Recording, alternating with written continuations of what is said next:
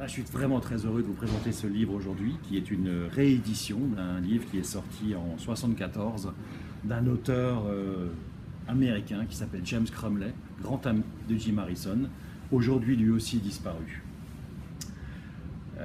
Et chez Gallmeister, éditeur donc, qui a fait retraduire ce roman, et aussi illustré par Chaboutet, auteur que les Alsaciens connaissent bien. 1974 donc. On est en présence là d'un détective privé qui a ouvert son agence il y a 10 ans. Et il était avant dans la police. Et il y a 10 ans, ouvrir une agence de détective pour aller attraper les amants et faire des constats était vraiment très juteux. Il a gagné pendant 10 ans beaucoup d'argent, vraiment beaucoup. Mais ces 10 années ont une fin. Malheureusement pour lui, l'État a décidé qu'il suffisait maintenant d'une signature ou bas de page pour divorcer. Et l'affaire était réglée. Donc il est là, à sa fenêtre, alcoolique, à un stade assez avancé, et regarde ce qui se passe dans la rue. Et en face de chez lui, au rez-de-chaussée, il y a une banque. De cette banque sort une vieille dame qui ouvre son sac au sortir de la banque. Derrière elle jaillit un jeune homme aux cheveux longs. Il est donc bien en 1974. Il y a des hippies qui lui volent et lui arrachent son sac. En faisant cela, il est un petit peu déséquilibré. Il va toucher une voiture.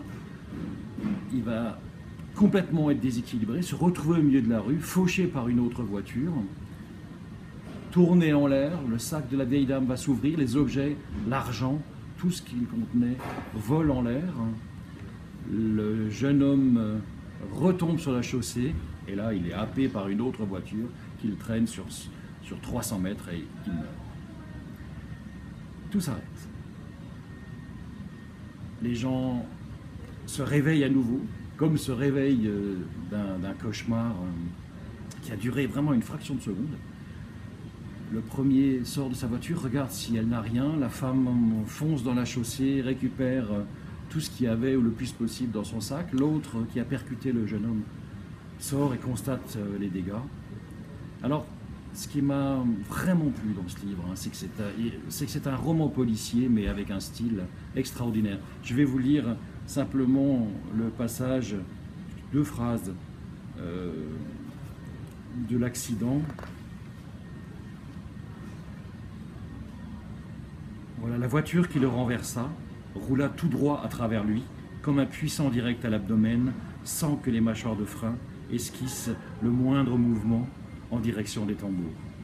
Le jeune type roula sur le capot et le sac à main de la vieille dame s'envola dans les airs. Alors que le contenu du sac s'éparpillait en vol, le type retomba du capot au beau milieu du carrefour. Ensuite, une autre dame assiste à la scène, tout en rose, en mordant son sac tellement elle était horrifiée par ce qui se passait. Et le détective retourne à son bureau. Quelques minutes plus tard, on sonne à la porte et c'est bien évidemment la jeune dame en rose qui rentre dans son office pour lui demander d'enquêter sur la disparition de son frère.